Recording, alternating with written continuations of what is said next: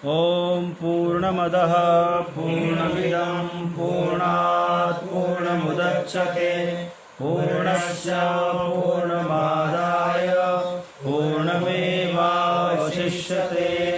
ॐ शान्ति शान्ति शान्तिः।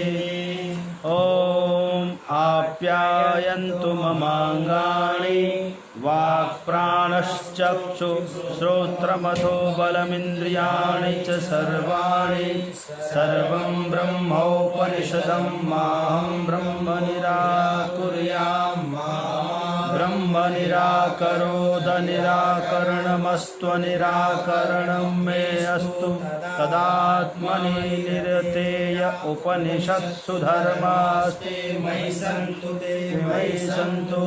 ओम शांति शांति शांति। ओम सहनावतु सहनौ भुनक्तु सह वीर्यं करवावहै तेजस्विनावधीतमस्तु मा विद्विषावहै। ओम शांति शांति शांति। कठोपनिषद सरल व्याख्या में आइए हम लोग आज छठवें दिन प्रथम अध्याय की द्वितीय वल्ली चल रही है।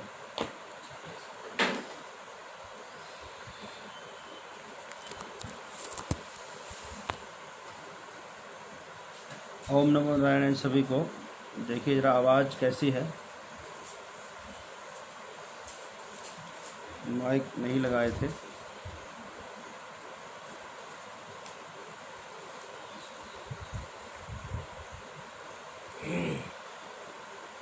आवाज़ के बारे में ज़रा आप बता दीजिए देख करके कि आवाज़ किस तरह से आ रही है।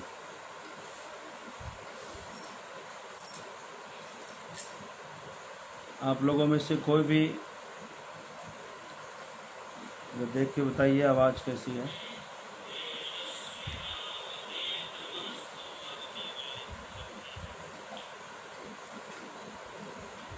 आज हम लोग नचिकेता और धर्मराज के पावन संवाद में प्रसंग में ब्रह्म विज्ञान के संदर्भ में जो प्रसंग चल रहा है। जी जगदीश भाई सही आ रही है, धन्यवाद जी। आइए हम लोग अब प्रवेश करते हैं प्रसंग में।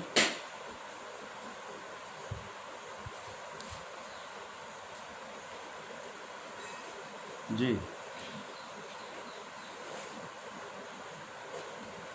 बहुत सुंदर, पवन जी भी कह रहे हैं आवाज़ अच्छी है। अध्याय 1 वल्ली 2 और वल्ली 2 में श्लोक संख्या 6, छठा श्लोक है। कठोपनिषद अध्याय 1 वल्ली 2 और श्लोक संख्या 6।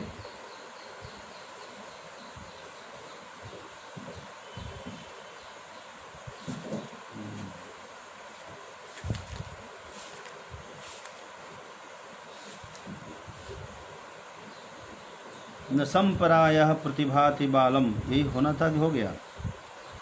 प्रमाद्यंतम वित्तमोहेन मूढ़म अयम लोको नास्ति पर इति माने पुनः पुनर्वशमापद्यते में। ये हो गया था, फिर भी एक संक्षेप था, इसकी चर्चा करते हुए आगे बढ़ेंगे। न संपरायः प्रतिभाति बालम, बालम मतलब अविवेकी पुरुषम प्रति, विवेक से रहित जो व्यक्ति है अर्थात जिसमें विवेक नहीं है, ऐसे अविवेकी पुरुषों के लिए कहा वह बाल है। पहली बात उसी को बालक कहते हैं जिसमें विवेक नहीं होता है, उचित अनुचित का, सही गलत का, सत्य असत्य का उसको निर्णय नहीं आता है। इसलिए लाभकारक हानिकारक, हित और अहित आदि आदि विचार उसको उनके पास नहीं होता है।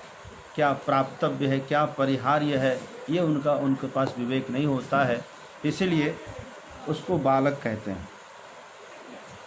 तो बालकम इव प्रतिभाति न संपरायः, वो कहते हैं कि परलोक कुछ भी नहीं होता, स्वर्ग कुछ भी नहीं होता, नरक कुछ भी नहीं होता, पुनर्जन्म कुछ नहीं होता। जो कुछ भी है यही है, लेना देना भी यही है। प्रमाद्यंतम वित्त मोहेन मूढ़म, वह जो है प्रमादी है और वह वित्त के से, धन से, परिवार में वह सम्मोहित है अच्छी तरह से। धन, कुटुंब और परिवार में जो सम्मोहित होता है वही कहता है कि जो कुछ भी यही है, अयम लोको नास्ति परः, दूसरा कोई लोकांतर भी नहीं है। जो कुछ भी है सो यही है, यही लेना है, यही देना है।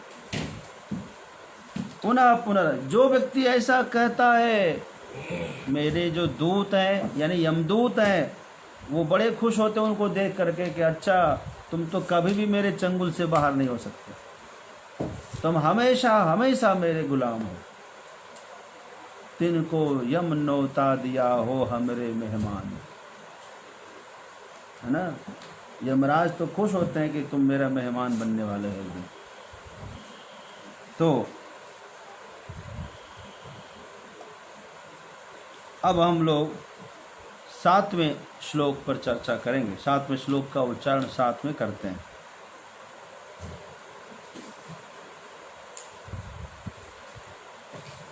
श्रवणायापि बहुभिर्यो न लभ्यः, शृण्वन्तोऽपि बहवो यं न विद्युः।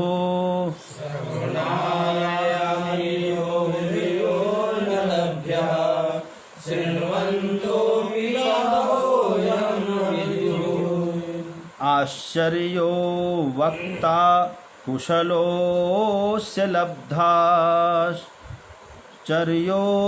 ज्ञाता कुशलानुशिष्टः।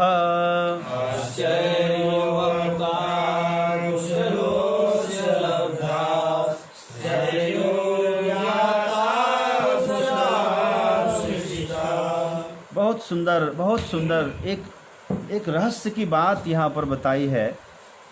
यमराज धर्मराज महोदय ने नचिकेता से कहा कि प्यारे नचिकेता, एक बात बताओ। बोले क्या गुरुजी? कहा देखो, श्रवणायापि बहुभिर्यो न लभ्यः। एक बात समझ लो, बहुतों को तो सुनने से भी ज्ञान नहीं होगा, पहली बात है ना। भगवान श्री कृष्ण ने गीता में कहा था, मनुष्याणाम शास्त्रेषु कश्चित् यतति सिद्धये यत्तामपि सिद्ध्यानां कश्चिन् मां वेत्ति तत्त्वतः वासुदेवः सर्वमिति स महात्मा सुदुर्लभः। श्रवणाया अपि बहुभिर् न लभ्यः। श्रवणाया अपि श्रवणार्थम श्रोतुम अपि यो न लभ्य आत्मा बहुभिः अनेकै शृण्वन्तोऽपि। शृण्वन्तोऽपि, सुनने पर भी बहुतों को इसका बोध नहीं होने वाला है, ये तो सत्य है। क्यों का शृण्वन्तो, क्यों का आश्चर्यो वक्ता कुशलो अस्य लब्धाश्चर्यो ज्ञाता कुशलानुशिष्टः। क्योंकि इसका श्रोता भी मिलना दुर्लभ है, इसको हर कोई नहीं सुन सकता। पहली बात तो ये समझ लीजिए, हर कोई इसको नहीं सुन सकता और हर कोई इसको बता भी नहीं सकता। आश्चर्यो वक्ता कुशलोस्य लब्धा, कुशल प्रवक्ता इसका मिलना आश्चर्यजनक है। कुशल प्रवक्ता, जानने वाला और जान करके यथार्थ अर्थ का विवेचन करके समझाने वाला वक्ता भी दुर्लभ है, और सुन करके वैसा ही धारण करने वाला श्रोता भी दुर्लभ है। इसको हर कोई सुन नहीं सकता, सीधी सी बात। सब कोई इसको सुन नहीं सकता, सुन करके धारण नहीं कर सकता, धारण करके निश्चय नहीं कर सकता, और निश्चय भी करके अनुभव में हर कोई नहीं ला सकता। जैसे भगवान ने कहा था, मनुष्यानाम सहस्रेषु कश्चित् यतति सिद्धये, और सहस्र यतताम अपि सहस्राणाम कश्चिन माम वेत्ति तत्त्वतः, हजारों यत्न करने वालों में भी कोई एक जान पाता है।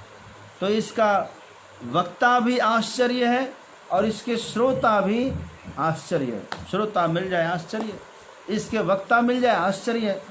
यही कारण है कि संप्रति वर्तमान समय में इस परंपरा से लोग दूर होते चले गए। और ये हमें लगता है यमराज महोदय को पता था, नचिकेता को उपदेश करते समय उन्होंने कह दिया था इसके वक्ता भी दुर्लभ है और श्रोता भी दुर्लभ है, मिल जाए तो बड़ा आश्चर्य। ना इसके सुनने वाले हैं ढेर, ना इसके कहने वाले हैं ढेर, बाकी मनोरंजन और आत्मरंजन के उपदेष्टा भी बहुत हैं और ग्रहीता भी बहुत हैं। तो यह दुर्लभ ज्ञान है जो उपनिषद ज्ञान है, यह अत्यंत दुर्लभ ज्ञान है। श्रवणायापि बहुभिर शृण्वन्तोपि बहुभिर्यो न लभ्यः। पहले तो सुनना कठिन है, हर कोई से सुन नहीं सकता, और सुनने के बाद हर कोई से समझ नहीं सकता, समझने के बाद भी धारण नहीं कर सकता, धारण करके फिर अनुभव में नहीं ला सकता। कोई कोई आगे बढ़ेगा, एक श्रृंखला होती है ना। वक्ता भी इसका आश्चर्य है, इसके वक्ता भी नहीं मिलते हैं। कोई ऐसे विषय को जल्दी हाथ लगाता ही नहीं है। क्यों? वो जानते हैं इससे कोई लाभ, बाह्य लाभ नहीं होना है। मोटी बात तो यह है कि इसका जो बाह्य लाभ मिलता है, बाह्य लाभ क्या है? प्रशंसा। उपनिषद प्रवचन करने वाले की बहुत प्रशंसा नहीं होती है, उसके फॉलोवर बहुत नहीं होंगे। आज की भाषा में उपनिषद प्रवचन करने से उसको धन लाभ नहीं होगा, कीर्ति नहीं होगी, वो कहीं कम संख्या में ही रह जाएगा। उपनिषद प्रवचन करने, उपनिषद श्रवण करने वाले को जो आनंद, बाह्य आनंद मिलता है वो नहीं मिलेगा। हाँ, जो प्रेमी है, जिसको है पिपासा है कि हमें तो भाई बस ज्ञान की प्यास है, हमको पीना है, हमको अनुभव करना है, हमको जानना है, क्योंकि इसके अधिकारी श्रोता और अधिकारी प्रवक्ता जल्दी नहीं मिलते। आश्चर्यो वक्ता कुशलो अस्य लब्धा, आश्चर्यो ज्ञाता कुशलानुशिष्टा। आश्चर्य इसके श्रोता भी मिलना आश्चर्य, हर कोई सुन नहीं सकता इसे। दोनों ही अद्भुत सा संयोग है। अवश्य ही हम सबका बड़ा सौभाग्य है, हम सबको यह प्राप्त हुआ है। इस अवसर को छोड़ना नहीं चाहिए, चूकना नहीं चाहिए। चूक गए तो बड़े पछताएंगे। न नरेणावरेण प्रोक्त एष सुविज्ञेयो बहुधा चिन्त्यमानः।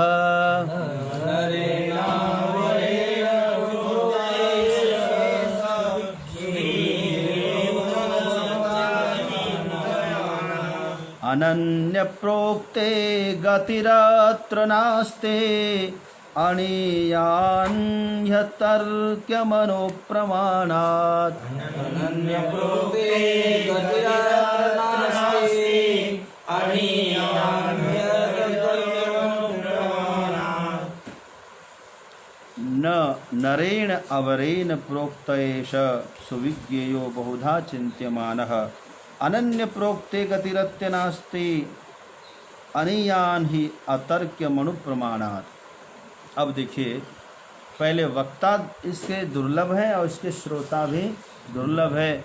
क्यों? ऐसा क्यों?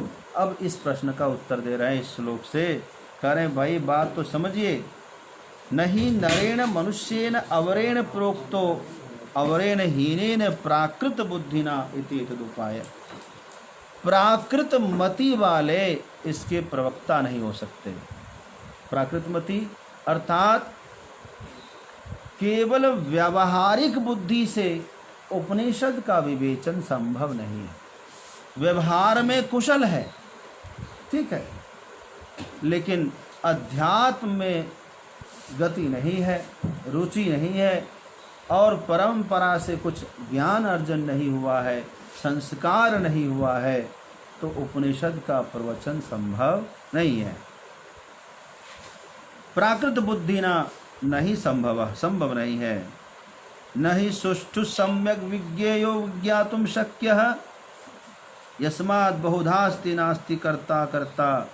तो क्या साधारण बुद्धि वाले यदि नहीं कह सकते, क्योंकि यह वादियों द्वारा, वादी प्रतिवादी पूर्व पक्ष और उत्तर पक्ष इसमें है। एक प्रश्न करता है, एक उत्तर देने वाला होता है, एक शिष्य पूछता है, उसका एक संवादात्मक है। इसकी जो शैली वो कैसी है? इसमें कथा कहानी की तरह नहीं है, इसमें संवाद है, दिव्य संवाद। एक प्रश्न करता है, अपने मन के प्रश्न को रखता है और एक वक्ता उसको उत्तर देता है, समाधान करता है। अच्छा, क्योंकि इसमें जो है अस्ति नास्ति, कर्ता अकर्ता, शुद्ध अशुद्ध, व्यापक व्याप्य आदि अनेक तरह का से चिंतन किया गया है। तो फिर यह किस प्रकार जाना जा सकता है? कहते हैं अनन्य प्रोक्ता। अनन्य अर्थात अपृथक भाव से जो आत्मा को समझता है, जानता है, अर्थात जो इस भाव से समझता, जो अपृथकदर्शी है, अपनी आत्मा को सभी आत्माओं से अलग नहीं समझना, यही अनन्य चेता है। क्या है ये? अनन्य प्रोक्ता, जो अपृथकदर्शी है ना। ब्रह्मात्म भूतेन प्रोक्ते उक्ते आत्मनि गतिरनेकधा अस्ति नास्ति इत्यादि लक्षणा चिंता गति ही। इसमें वो जो आत्मा है वह परमात्मा से अलग है या एक है, निर्गुण है, सगुण है, व्यापक है, व्याप्य है, अखंड है, सखंड है, आदि आदि की बात होगी, है ना। इसीलिए कहा कि अपृथकदर्शी। अपृथक मतलब जो ऐसा नहीं है कि मैं अपने को महान समझूं, दूसरों को परेशान समझूं, ऐसा नहीं। जो यह समझता है कि मेरी ही आत्मा सामने वाले की शरीर में थी, मेरी आत्मा यदि व्यापक है तो सर्वत्र है तभी ना। जो मेरे अंदर बैठा परमात्मा है वही सबके अंदर बैठा हुआ है, यह है अपृथकदर्शी, यही है अनन्यदर्शी, है ना। अनन्य प्रोक्ता, अन्य प्रोक्ते गतिरत्र नास्त्री। क्योंकि वह जो आत्म तत्व है अत्यंत क्या है? अनियान है। अनोहो अनियान, महतो महीयान, अर्थात वह अणु से अणु भी है और बृहद से बृहद भी है, महत से महान भी है। तो जो अणु से भी अनियान है, लघु से भी लघुतर है, उस ब्रह्म के बारे में, उस परमात्मा के बारे में जानना थोड़ा कठिन तो होगा ही, आसान तो नहीं है। एक दिन में तो नहीं जाना जा सकता है इसे। इतना आसान होता तो हर कोई ब्रह्मज्ञानी बन जाता। हर कोई ब्रह्मज्ञानी तो नहीं बन सकता ना। इसीलिए जो जितना जान पाता है उसे वह थोड़ा ही जान पाता है, उसको पूर्ण रूपेण जान नहीं पाता।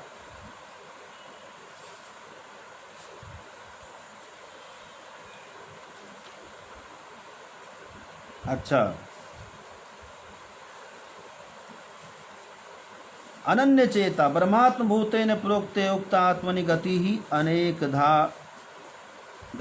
अनेकधास्ति नास्ति इत्यादि लक्षणा चिंता गतिरत्र अस्मिन् आत्मनि नास्ति। इसमें पृथक पृथक भाव की गति नहीं है, पहली बात समझिए। इसमें अनन्य भाव से ही आ सकते हैं। आत्मा परमात्मा की एकता ही वेदांत का लक्षण है, वेदांत का लक्ष्य है। क्या लक्ष्य है? आत्मा परमात्मा। आपको कमजोर बनाना वेदांत का लक्ष्य नहीं है, आपको सर्वसमर्थ बनाना वेदांत का लक्ष्य है, आपको सर्वशक्तिमान बनाना वेदांत का लक्ष्य है। आखिर वो तत्व क्या है? आखिर वो कौन है जिसकी ऊर्जा आप जीवन पर्यंत प्राप्त करते हैं? जरा सोचिए, कोई आदमी दिन भर कर्म करके थका और हारा हुआ अपने घर में आता है और आ करके सीधे बिस्तर पर चला जाता है कि नहीं? थका हुआ है, बिस्तर पर चला गया। तो अब बताइए कि बिस्तर पर जाने के बाद उसे कोई कहे कि भाई तुमने पैर नहीं धोए, तो क्या कहता, भाई मेरी हिम्मत नहीं पैर धोने की। अरे मोजा तो खोल लो, मोजे भी नहीं उतार पाता। मच्छरदानी लगाओ, मुझसे नहीं लगता, तुम ही लगा दो। अरे भोजन तो कर लो, अरे तुम डिस्टर्ब मत करो, सोने दो। तो क्या कहता है, सोने दो। भोजन भी नहीं किया, सब ने सोचा चलो ठीक है उसको सो दे लेते हैं। सो गया, 5 घंटा 6 घंटा सोने के बाद जब जगता है, कहता है बोलो क्या करना है, कहाँ जाना है, क्या करूं, इतनी ऊर्जा।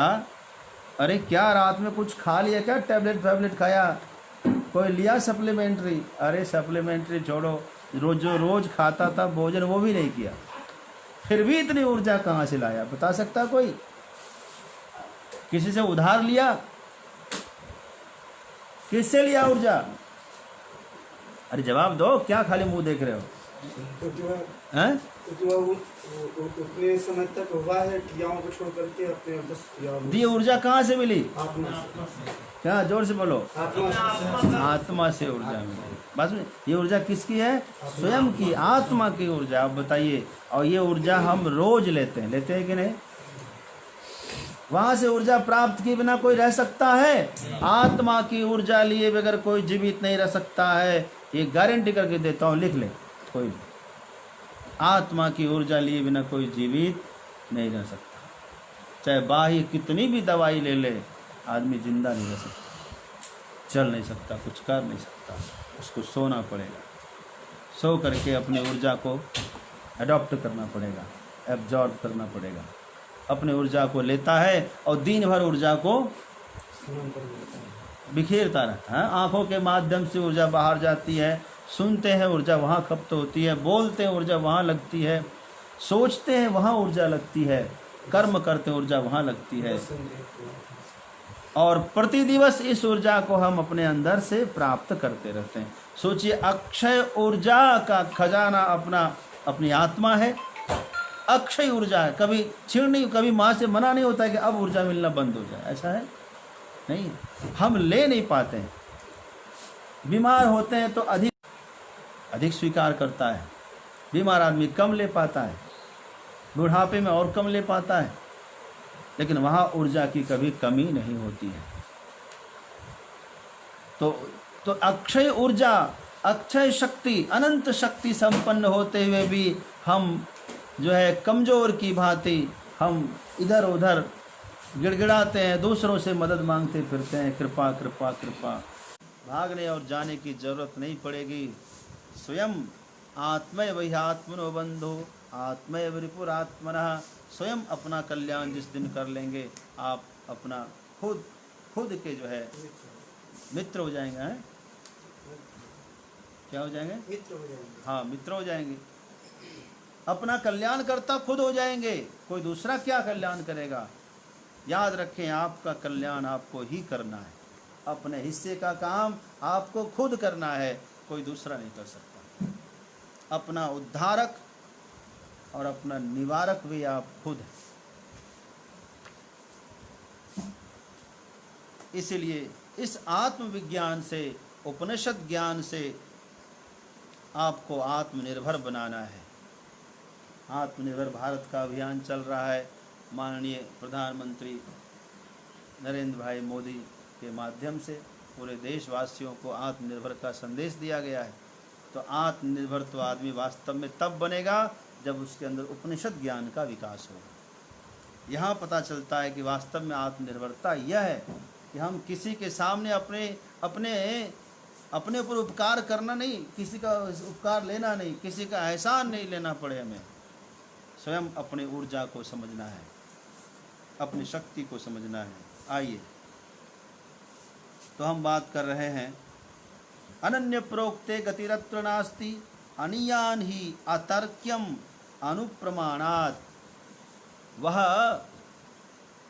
केवल बाह्य व्यवहार ज्ञान से, केवल तर्क ज्ञान से वह प्राप्तव्य नहीं है। चूँकि वह अनोह अनयान है, वह अत्यंत अणु है, अत्यंत लघु है, अत्यंत सूक्ष्म है। वह अनोह अनयान अतर्क्यम, वह तर्क से प्राप्तव्य नहीं है, क्योंकि वह अणु प्रमाण वाला है। तो स्वामी जी जो अनन्य प्रोक्ते आया है, बोलिए।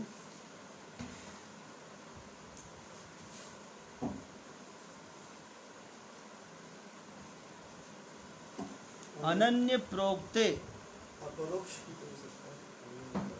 अनन्य का अर्थ क्या? न अन्य अनन्य, अपरोक्ष कहाँ से आ गया? न अन्य अनन्य, अर्थात जो अद्वैत है, अद्वैत कौन है? अकेला कौन है दुनिया में? अकेला कौन है? आत्मा ही अकेला है। एकमात्र कौन है दुनिया में? आत्मा है ना। उसी में गति है, वक्ता की भी और श्रोता की भी। गतिरत्र अन्यत्र नास्ति, अन्य कोई गति इसमें नहीं है। अन्यत्र अत्र अन्यावगतिर्नास्ति ज्ञेयस्य अन्यस्य अभावात्, क्योंकि दूसरा कोई है तो नहीं, दूसरा कोई होता तब ना। आत्मा के अलावा जब कोई दूसरा है ही नहीं, तो फिर अन्य की अवगति कहाँ होगी?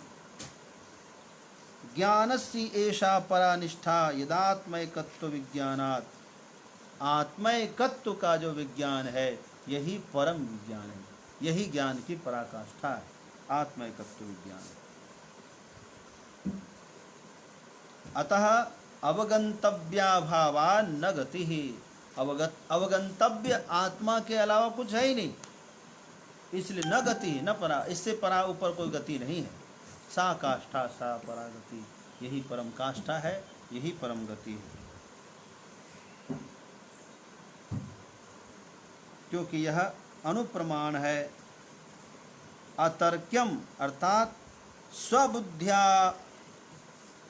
स्वबुद्ध्याभ्यूहेन केवलेन तर्केन, केवल बुद्धि से, केवल तर्क से, केवल तर्क विज्ञान से आत्मा को नहीं जाना जा सकता।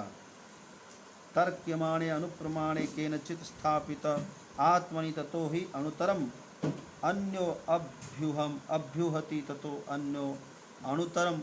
इसको कोई अनुतर बोलेगा, कोई अनुतम बोलेगा, तर्क का अंत तो है ही नहीं है, तो तर्क चलता रहेगा। तर्क से कोई एक अपना सिद्धांत बनाएगा, उससे बड़ा तार्किक आएगा तो वो उसको काट के अपना बना देगा।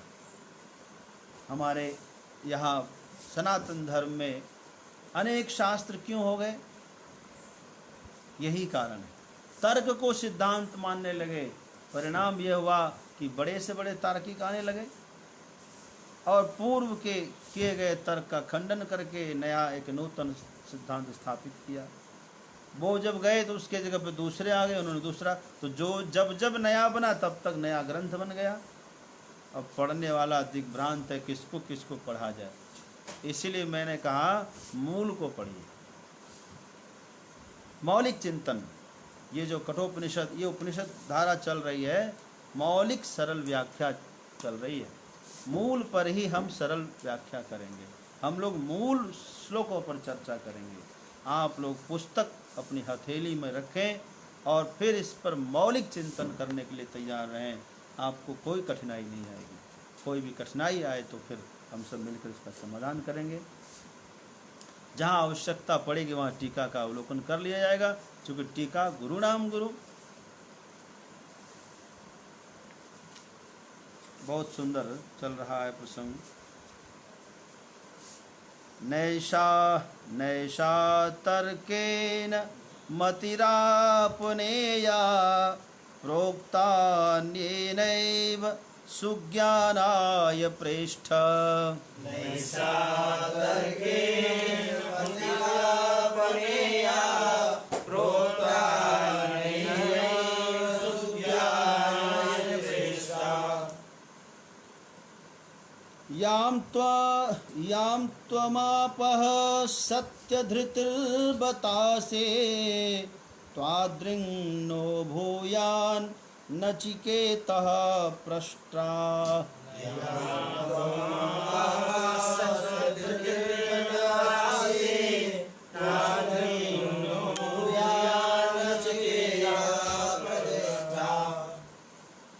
ये जो चल रहा है बड़ा सुंदर। नैषा तर्केण मतिरापनेया। हे नचिकेता, मेरी बात अच्छी तरह से सुनो। केवल शुष्क तर्क का आश्रय लेकर इस ज्ञान को देखने की आवश्यकता नहीं है। तर्क के चश्मे से इस ज्ञान को मत देखिए। मेरी बात, इसका मतलब ये नहीं कि आंखें बंद करके विश्वास करना, या दिल दिमाग सबको खोल कर रखिए। आंखें, ये नहीं कि आंखें बंद कर लीजिए। अंधश्रद्धा अंधभक्ति ठीक नहीं होती। जानिए, तर्क का विज्ञान आवश्यक है, लेकिन शुष्क तर्क नहीं। अपने शास्त्रों में भरोसा भी चाहिए।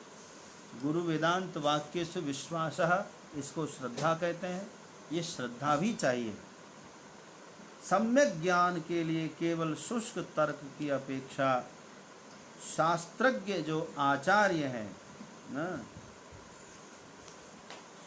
सुज्ञानाय जो आचार्य हैं, उनके द्वारा कही हुई यह बुद्धि जिसको तो प्राप्त हुआ है, जिसके लिए तुम जानने के अधिकारी बने हो, है ना, यह तर्क द्वारा केवल प्राप्त होने योग्य नहीं है ना। नैषा तर्केन मतिरापनेया। केवल तर्केन, केवल तर्क से ही इसको नहीं जाना जा सकता। प्रोक्ता अन्येनैव सुज्ञानाय प्रेष्ठ। हे प्रेष्ठ, हे प्रिय नचिकेता, तो अन्येनैव आचार्येण, जो आचार्येण, अन्य प्रकार से आचार्यों ने इसका निरूपण किया है, उसे केवल तर्क से नहीं जान सकते हो। याम त्वम आपः सत्रधृतिर्बतासि, जिसको तुम प्राप्त करने के लिए योग्य अधिकारी बने हो, है ना। त्वादृङ् नो भूया नचिकेतः पृष्ठा। भगवान करे तुम्हारे ऐसे श्रोता हमें मिलते रहे। हर आचार्य को तुम्हारे ऐसे श्रोता मिले, क्योंकि त्वादृक्, क्योंकि तुम्हारे ऐसे निष्प्रिय श्रोता मिलना बड़ा दुर्लभ है। वह आत्मा, वह आत्मविज्ञान केवल तर्क से नहीं जान सकते हो।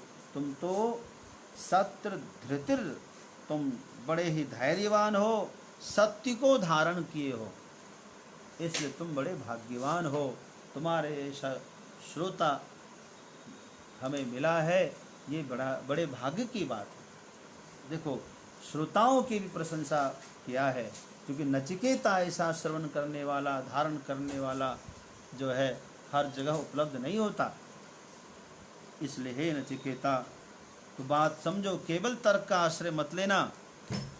केवल तर्क नहीं, तर्क के साथ साथ ये भरोसा रखना कि आचार्य जो कह रहे हैं उस पर हमें विचार करना है, गौर करना है। सुनने के बाद विचार करना अत्यंत आवश्यक है, और विचार करने के पश्चात ही विश्वास करना है। बिना विचारे विश्वास भी नहीं करना है।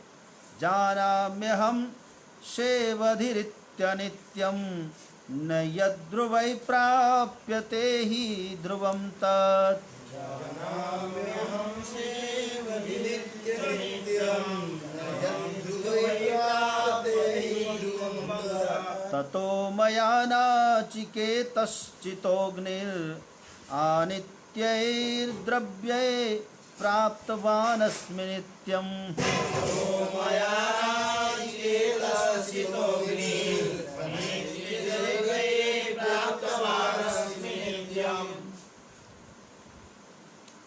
जानाम्यहं शेवधि इति अनित्यम।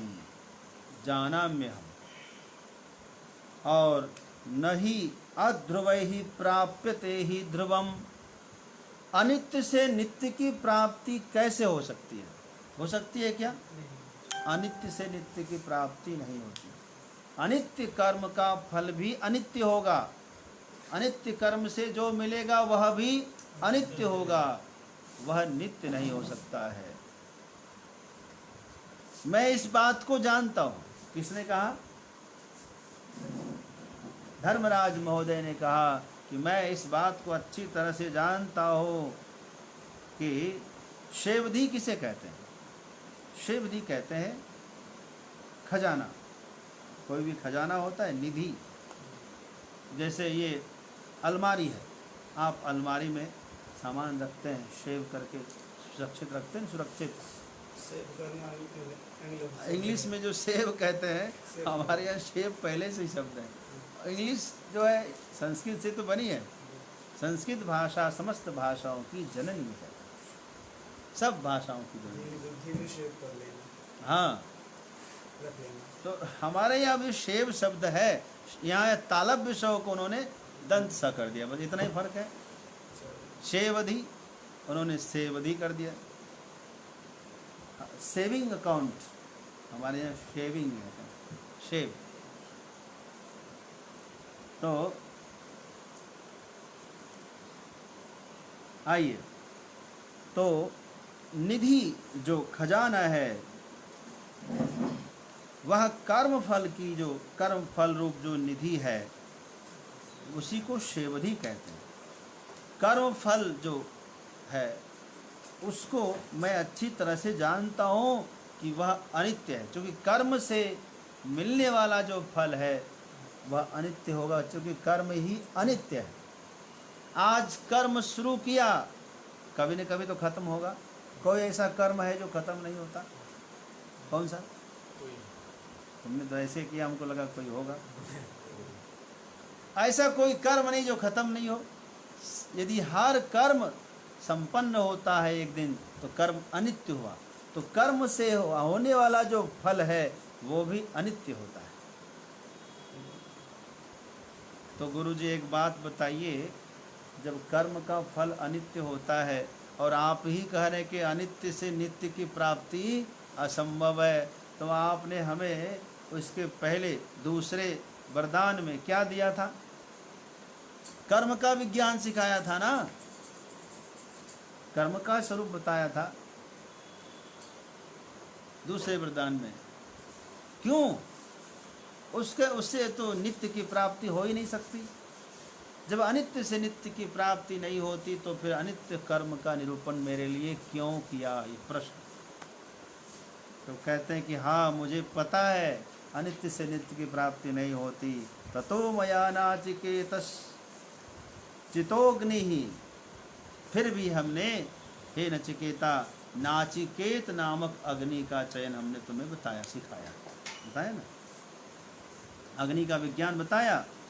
अनित्य ही द्रव्य ही प्राप्तवान अस्मि नित्यम, मैंने इसीलिए बताया कि मैंने जो प्राप्त किया इस स्थान को अनित्य कर्म से ही किया।